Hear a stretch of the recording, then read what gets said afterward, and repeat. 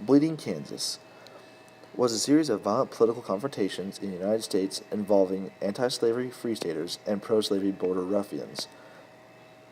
This took place in the Kansas Territory and the neighboring towns of the state of Missouri between 1854 and 1861. The Kansas-Nebraska Act of 1854 called for popular sovereignty. That is, the decision about slavery was to be made by the settlers, rather than the outsiders. It would be decided by votes, or more exactly, which side had more votes and counted by officials.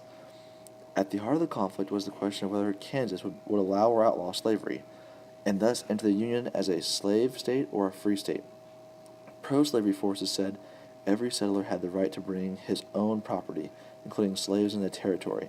Anti-slavery free soil forces said the rich slaveholders would buy up all the good farmland and work them with black slaves, leaving little or no opportunity for non-slaveholders. As such, Bleeding Kansas was a proxy war between anti-slavery forces in the North and pro-slavery forces from the South over the issue of slavery in the United States. The term Bleeding Kansas was coined by Republican Greeley, editor of the New York Tribune. Its violence indicated that compromise was unlikely, and thus it was a precursor to the Civil War.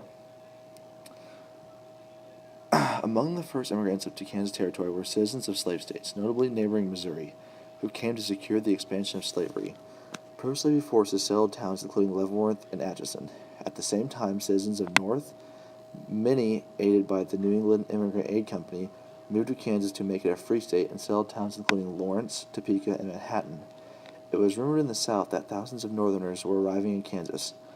Believing these rumors, in November of 1854, thousands of armed pro-slavery men known as border ruffians, mostly from Missouri, poured into the Kansas Territory and swayed the vote in the election for a non-voting delegate to Congress in favor of pro-slavery candidate John Whitfield. The following year, a congressional committee investigating the election reported that 1729 fraudulent votes 1,729 fraudulent votes were cast compared to 1,114 legal votes.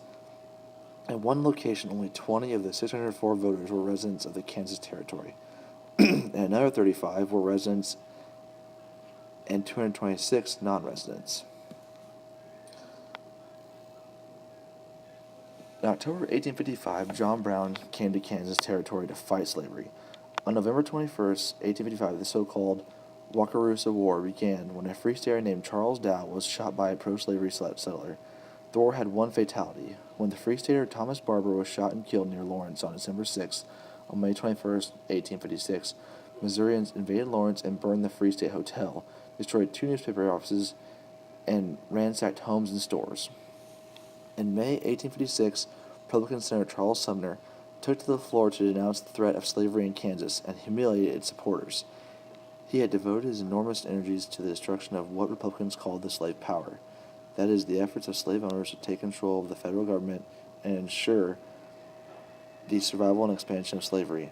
In the speech, called The Crime Against Kansas, Sumner ridiculed the honor of elderly South Carolina Senator Andrew Butler, portraying his pro-slavery agenda towards Kansas with the raping of a virgin and characterizing his affection for it in sexual and revolting terms. The next day, Butler's cousin, the South Carolina Congressman Preston Brooks, nearly killed Sumner on the Senate floor with a heavy cane. The action electrified the nation and brought violence to the floor of the Senate and deepened the North and South split. The violence continued to escalate. Ohio abolitionist Brown led his sons and other followers to plan the murder of settlers who spoke in favor of slavery. At a pro-slavery settlement at Pottawatomie Creek on the night of May 24th, the group seized 5 pro-slavery men from their homes and hacked them to death with broadswords. Brown and his men escaped and began plotting a full-scale slave insurrection to take place at Harper's Ferry, Virginia, with financial support from Boston abolitionists. The pro-slavery territorial government serving under President Pierce had been relocated to Lecompton. In April 1856, a congressional committee arrived there to investigate voting fraud. The committee found the elections improperly elected by non-residents. President Pierce refused recognition of its findings and continued to authorize a pro-slavery legislature, which the Free State people called the bogus legislature. On the 4th of July in 1856, proclamations of President Pierce led to nearly 500 U.S. Army troops arriving in Topeka from Fort Leavenworth and Fort Riley, with their cannons pointed at Constitution Hall and the long fuses lit. Colonel E.V. Sumner, cousin to the senator of the same name beaten on the Senate floor, ordered the dispersal of the free state legislature.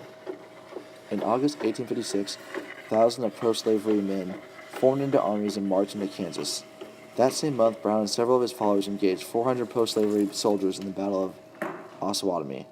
The hostiles raged for another 2 months until Brown departed from the Kansas Territory, and a new territorial governor, John W. Geary, took office and managed to prevail upon both sides for peace.